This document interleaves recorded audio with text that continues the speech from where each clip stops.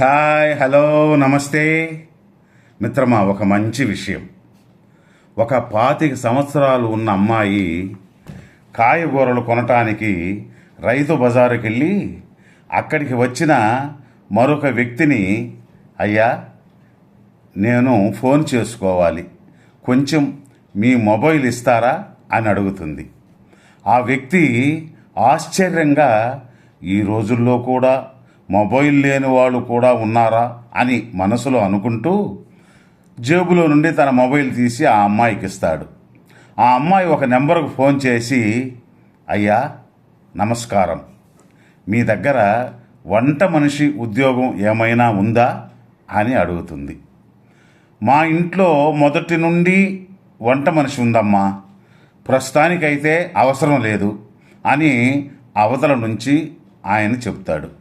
ఇది విన్న ఆ అమ్మాయి, అయ్యా నేను చాలా రుచికరమైన వంటలు చేస్తాను, ఒకసారి నా చేతి వంటలు రుచి చూస్తే ఇక జన్మలో మరువురని చెబుతుంది.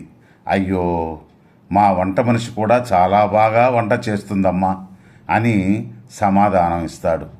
పోనీలే సార్, తనకి జీతం ఎంత ఇస్తున్నారని అడుగుతుంది. నెలకి 15,000 రూపాయలు ఇస్తున్నామమ్మా భోజనం పెట్టి అని చెప్తాడు అతను.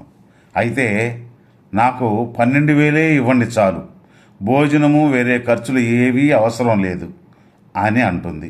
అయ్యో కుదరదమ్మా, మా వంట మనిషిపై మాకెలాంటి కంప్లైంటు లేదు, పోనీ నిన్ను పెట్టుకుంటే 3,000 రూపాయలు మిగులుతాయని ఆశపడితే తనని తీసేయడానికి నా దగ్గర ఎటువంటి కారణాలు కూడా ఉండాలి కదా, దయచేసి అర్థం చేసుకోమ్మా అని ఫోన్ పెట్టేస్తాడు. అమ్మాయికి ఫోన్ ఇచ్చిన వ్యక్తి ఇవన్నీ విని, అమ్మాయి నీకంతగా ఉద్యోగం అవసరమైతే నువ్వు మా ఇంట్లో వంట మనిషిగా చేరొచ్చమ్మా అని అంటాడు. అయ్యో వద్దయ్యా, నేనిప్పుడు మాట్లాడింది ఇంకెవరో కాదు, నేనిప్పుడు పనిచేస్తున్న మా ఇంటి యజమానితోనే. నా దగ్గర మొబైల్ ఫోన్ ఉంది, దాంతో చేస్తే గుర్తుపడతారేమోనని మీ మొబైల్ ఫోన్తో చేశా అని అంటుంది. ఆ వ్యక్తి ఆశ్చర్యంతో, ఎందుకు అలా చేశావని అడిగితే, నేను బ్రతకడానికి నాకు ఉద్యోగం ఇచ్చిన దేవుడు మా సారు, నా పని సక్రమంగా చేస్తున్నానా లేదా అని అప్పుడప్పుడు ఇలా ఫోన్ చేసి కనుక్కుంటూ ఉంటా. వారు మాట్లాడే విధానంతో అర్థమైపోతుంది నేను ఇంకా వాళ్ళకి నచ్చినట్టే పనిచేసి పెడుతున్నానని అంటూ ఫోను తన చేతికిచ్చి చిరునవ్వుతో వెళ్ళిపోతుంది.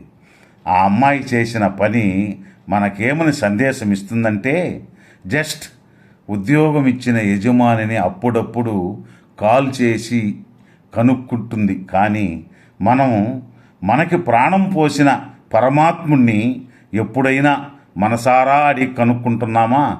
ఎప్పుడు చూసినా నాకు అది కావాలి ఇది కావాలి అంటూ కోరికలు మాత్రం కోరుకుంటున్నాం, కానీ అప్పుడప్పుడు మనం కూడా ఆ భగవంతుడి ముందు కళ్ళు మూసుకుని కనుక్కుంటూ ఉండాలి మిత్రమా.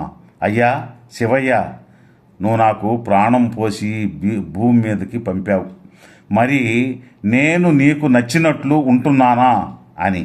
అంటే మన పని మనం న్యాయంగా ధర్మంగా అందరికీ నచ్చే విధంగా చేస్తున్నామా అని మనకు మనమే అడుక్కుంటే చాలు, పాపపు పనులు చేయకుండా.